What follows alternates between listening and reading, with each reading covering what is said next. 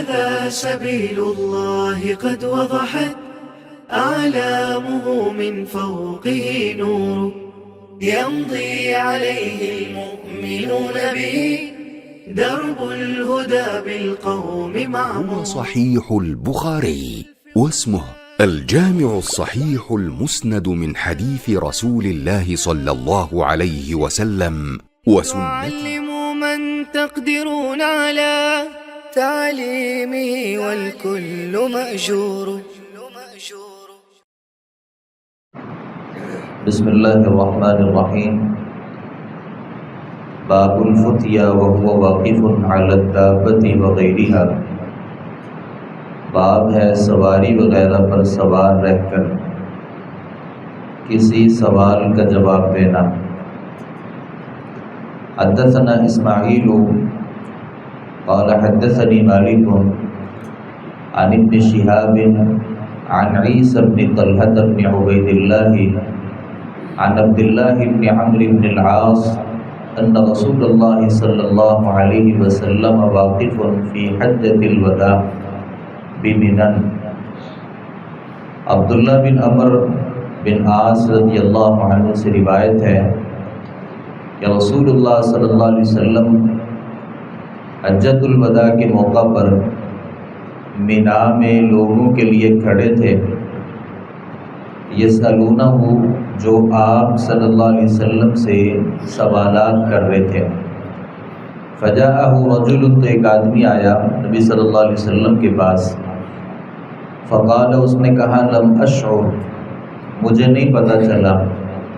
فحلقت قبل ان اذبحا تو میں نے جانور کو ذبح کرنے سے پہلے ہی اپنا سر منڈوا لیا ہے. فقال تو آپ نے فرمایا افعل ولا حرج کوئی حرج نہیں. اذبح ولا حرج ذبح کر لے کوئی حرج نہیں. فجاء آخر ایک دوسرا آدمی آیا. فقال اس نے کہا لم اشعر مجھے نہیں پتہ چلا. فنحرت قبل ان ارمیا تو میں نے رمی کرنے سے پہلے ہی قربانی کر لی ہے. آپ نے فرمایا ارمی ولا حرج اب رمی کر لو کوئی حرج نہیں. فما سئل النبی صلی اللہ علیہ وسلم عن شیء قدم ولا اخر الا قال افعل ولا حرج.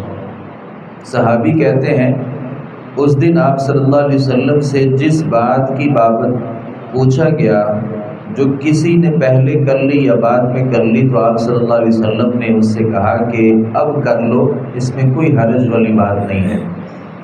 امام بخاری نے باب ذکر کیا کہ کوئی عالم اگر سواری کے اوپر سوار ہو تو کیا اس سے سوالات کیے جا سکتے ہیں یا انتظار کرنا چاہیے کہ وہ مسجد میں جائے اور ممبر پر بیٹھے یا اپنی خاص جگہ پہ پھر اس سے سوال کرنا چاہیے. چھوٹی سی بات یہاں سمجھنے والی ہے. سنن ابی داؤد میں ایک حدیث ہے کہ نبی صلی اللہ علیہ وسلم نے فرمایا کہ جانوروں کی پشت سے ممبر کا کام نہ لیا کرو. یعنی کوئی آدمی اپنے جانور کے اوپر بیٹھے اور وہ اس جانور کو اپنے لیے ممبر بنا لے پھر وہاں پہ گفتگو کرنا شروع کر دے اور تبلیغ کرے یا لوگوں کے سوالوں کے جواب دے. نبی کریم صلی اللہ علیہ وسلم نے اس بات سے منع کیا ہے. لیکن یہاں جو یہ روایت ہے اگرچہ اس روایت میں الفاظ نہیں ہیں لیکن دوسری جگہ صحیح بخاری میں جو یہ روایت ہے کہ آپ صلی اللہ علیہ وسلم اپنی اونٹنی کے اوپر سوار تھے اور صحابہ کرام رضوان اللہ علیہم اجمعین اللہ کے نبی صلی اللہ علیہ وسلم سے سوالات کر رہے تھے. اب یہ کیسے ہو سکتا ہے کہ ایک روایت میں تو نبی صلی اللہ علیہ وسلم اس چیز سے منع فرما رہے ہیں اور اس روایت میں خود نبی صلی اللہ علیہ وسلم جانور کے اوپر سوار ہیں اور لوگ آپ صلی اللہ علیہ وسلم سے سوالات کر رہے ہیں. دونوں روایتیں بظاہر ایک دوسرے کے خلاف ہیں لیکن ان کا مطلب یہ بنتا ہے کہ اگر کوئی آدمی ضرورت پڑے تو جانور کے اوپر بیٹھ کے گفتگو بھی کر سکتا ہے, لوگوں کے سوالوں کے جواب بھی دے سکتا ہے, لیکن اسے عادت نہیں بنانا چاہیے. یعنی ایک عالم جو ہے وہ ہمیشہ ہی جانور کے اوپر بیٹھ جائے اور لوگوں سے کہے کہ لاؤ اپنے مسئلے میں آپ کو بیان کرتا ہوں, تو یہ درست نہیں ہے. نبی صلی اللہ علیہ وسلم مینا میں سواری کے اوپر اس لیے سوار تھے کیونکہ لوگوں کی ایک بہت بڑی تعداد تھی، اور اگر آپ صلی اللہ علیہ وسلم کسی چیز کے اوپر سوار نہ ہوتے تو لوگ نبی صلی اللہ علیہ وسلم کو تلاش نہیں کر سکتے تھے، اس لیے آپ صلی اللہ علیہ وسلم تھوڑی سی اونچی جگہ پر تھے تاکہ لوگوں کو آپ نظر بھی آ سکیں اور لوگ اپنے اپنے مسائل کے لیے نبی کریم صلی اللہ علیہ وسلم کے پاس بھی آ سکیں۔ امام مالک رحمۃ اللہ علیہ اس چیز کے خلاف تھے، وہ یہ کہا کرتے تھے کہ کسی بھی عالم سے کسی بھی وقت پہ سوال نہیں کیا جا سکتا، یعنی ایک عالم راستے سے گزر رہے تو آپ اسے روکیں اور اس سے سوالات کرنا شروع کر دیں۔ امام مالک رحمۃ اللہ علیہ اس چیز کو ناپسند کرتے تھے، وہ یہ کہتے تھے کہ عالم کا بھی ایک احترام ہے اور سوال کرنے کا بھی ایک احترام ہے اور ایک طریقہ ہے، یعنی ایک بندہ عالم سفر کر رہا ہے اور وہ کسی سواری کے اوپر سوار ہے یا کسی گلی سے گزر رہا ہے تو کوئی آدمی اسے روکے اور وہیں سے اس سے مسئلہ پوچھنا شروع کر دے تو امام مالک رحمۃ اللہ علیہ اس چیز کو ناپسند کرتے تھے۔ امام بخاری رحمۃ اللہ علیہ نے باب ذکر کیا اور باب قائم کر کے اس بات کو ثابت کیا کہ کوئی آدمی کسی بھی وقت عالم سے سوال کر سکتے ہیں، کیونکہ عالم کی ذمہ داری ہے کہ وہ لوگوں کی رہنمائی کرے، اور کوئی ہنگامی مسئلہ ہو سکتا ہے۔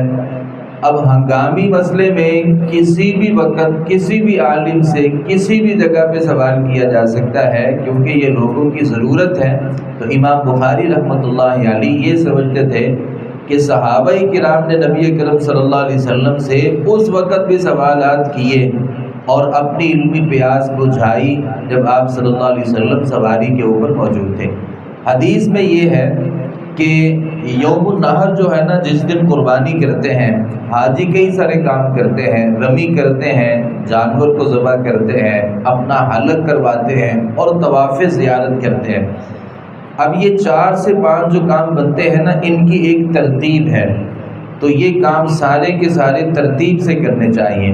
نبی صلی اللہ علیہ وسلم سے جو سوالات کرنے والے تھے، ان سوالات کرنے والوں کے سوالوں سے یہ پتہ چلتا ہے کہ انہیں اندازہ نہیں ہوا جو کام پہلے کرنا تھا وہ بعد میں کر لیا، جو بعد میں کرنا تھا وہ پہلے کر لیا۔ تو آپ صلی اللہ علیہ وسلم نے یہاں ترتیب میں جس نے کمی اور بیشی کر دی، تقدیم اور تاخیر کر لی، آپ صلی اللہ علیہ وسلم نے نہ اس کا کوئی جرمانہ ذکر کیا اور نہ یہ کہا کہ یہ آپ کا کام ہوا نہیں، بلکہ آپ صلی اللہ علیہ وسلم نے کہا افعل ولا حرج، جیسے آپ کو اچھا لگتا ہے آپ ویسے ہی یہ کام کر لیں۔ تو آپ صلی اللہ علیہ وسلم نے اس بات کی اجازت دی۔ بہرحال اس سے امام بخاری یہ ثابت کرنا چاہتے ہیں کہ عالم سے کسی بھی وقت سوالات کیے جا سکتے ہیں، نہ تو عالم دین کو اس سے کوئی غصہ کرنا چاہیے اور نہ ہی لوگوں کو جھجکتے رہنا چاہیے کہ وہ مسجد میں امام اور خطیب آئیں گے، ممبر پہ بیٹھیں گے، صرف وہ ایک جگہ ہے اس سے سوالات کیے جا سکتے ہیں۔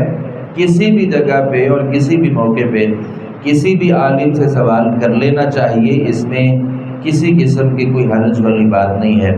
اللہ تعالیٰ سے دعا ہے صحیح معنوں میں حدیث کو سمجھنے، اس پر عمل پیرا ہونے کی توفیق عطا فرمائے۔ وما علینا الا البلاغ المبین۔